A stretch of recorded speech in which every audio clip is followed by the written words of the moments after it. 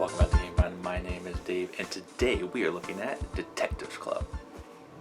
Now, as a disclaimer, this is a review copy sent to us by the wonderful Outset Media. They are the distributors up north.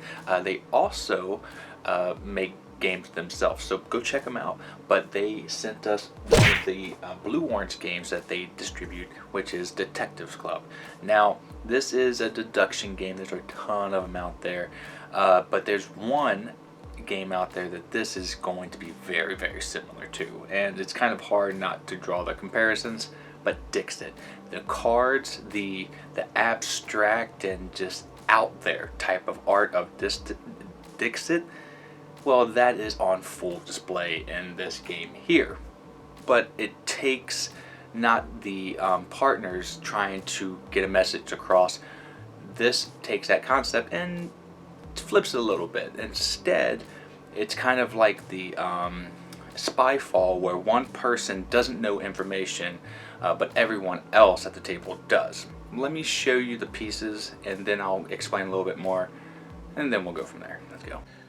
Okay, so this is what you get in the box, and the cards are giant and very Dixit kind of art-esque, but it does have its own style. Some are just out there and like trippy, and some are kooky and zany, and some are cute.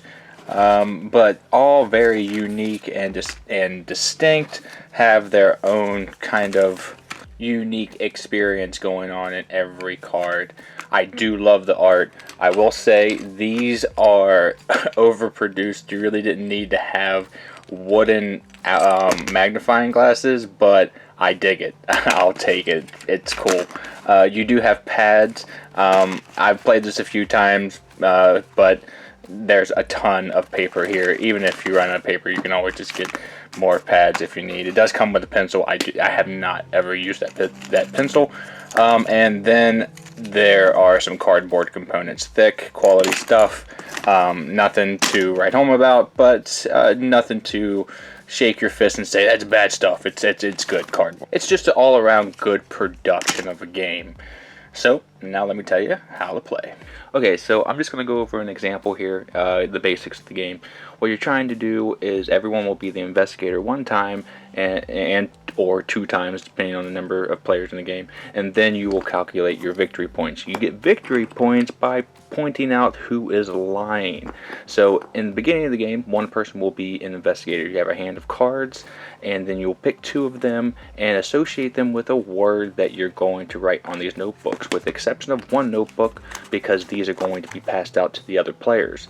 They will get the notebook and see, oh, okay, well, I got to get two cards associated with a yummy, but one person is going to have to lie their butt off and make up a story, because I will then tell a reason why I picked these two cards after everyone else has picked their cards, and they will go ahead and tell their stories as well. This is where the liar is going to have to do her best to make her story sound just as legit as everyone else's, because if he or she doesn't, at the end of the round, everyone's going to pick who they think didn't have the word, and that's how you're going to get victory points here. Again, everyone will be the inspector once or twice, and then you'll calculate your victory points. So, yummy, I picked this one because, well, the mice think the cheese is yummy, and I'm pretty sure the sheep thinks these watermelons are yummy. This person obviously has yummy in their hand, I think, because the banana is yummy, and this dragon serpent is eating this pear thing.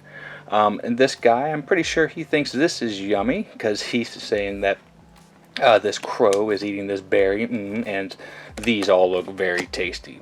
So their stories, he, she, and him, they all are pretty legit. How is this person going to say that this guy right here thinks something is yummy? Maybe his pipe, his tobacco, it tastes yummy to him, and maybe this person didn't want to eat the octopus. He wants to be yummy, but the octopus is actually eating them and taking them apart. Very crazy art. That's a little bit of a stretch, and I'm pretty sure everybody would pick them as the liar. So once the round is ended, the person who didn't have the word will get points if they don't get chosen, and or if they do get chosen, other people will get points. You can read all that in the rule book. Very simple concept, but that's what you're trying to do. Everyone will be the investigator. You'll draw back up your hand and do that until everyone has been the investigator once and or twice. So that's the game. Now let me tell you what I think about it.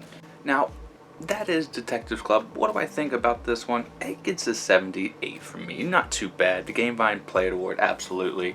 Honestly, I'm probably going to get a little bit of flack for this. I wasn't a huge Dixit fan. I like the art. I'm a very kind of artistic person. I really like looking and just dissecting a lot of the cards. And this Dixit, that was also the case here. It was fun looking at the art, but that really is what it boils down for me in general. I just had fun just going over the cards. The gameplay in Dixit was, I didn't like the kind of telepathic speak that you had to kind of develop with your partner. Sometimes if you had a person that didn't know anything about each other, well, that could be a bad thing. I think this game, Detectives Club, actually solves that issue because you are putting on display the word and the two pictures.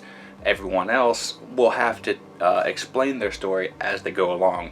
Now, you don't really have to know people that well. They just have to be able to explain themselves, and the better they can do that, the better they can disguise themselves if they are, in fact, I'm going to call it the spy. But I would say it's easier to tell who the spy was in a smaller player game, and unfortunately that's, as of right now, the only way that I've been able to play this game is in like a 4-player game. But I think in a larger player game it would be a little harder and be easier to disguise yourself if you didn't know the word. The cards,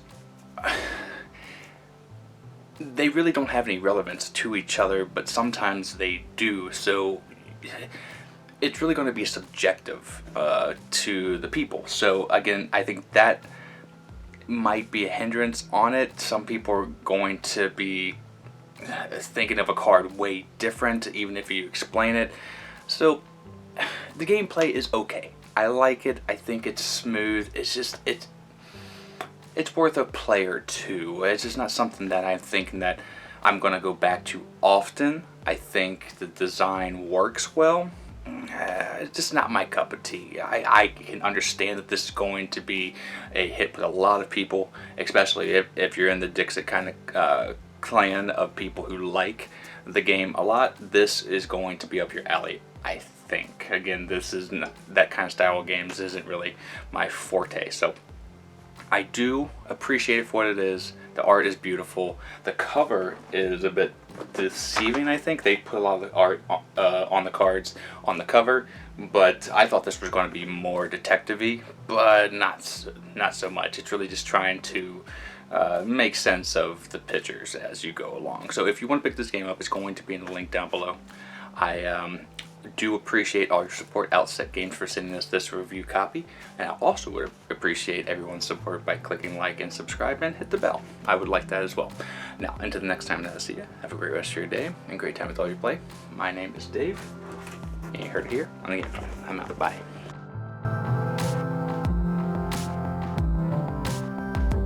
Vine Nation, we love making content here for you on the channel, and we're almost at 10,000 subscribers, so subscribe now and help us out. This video right here, I think you'll like. This video right here, YouTube thinks you'll like. Or you can just sit here and watch me dance as a dinosaur for a little bit longer. You can visit us at our social media outlets, and we're going to be improving our Patreon here soon. That's all for today. Miko, it's time to go.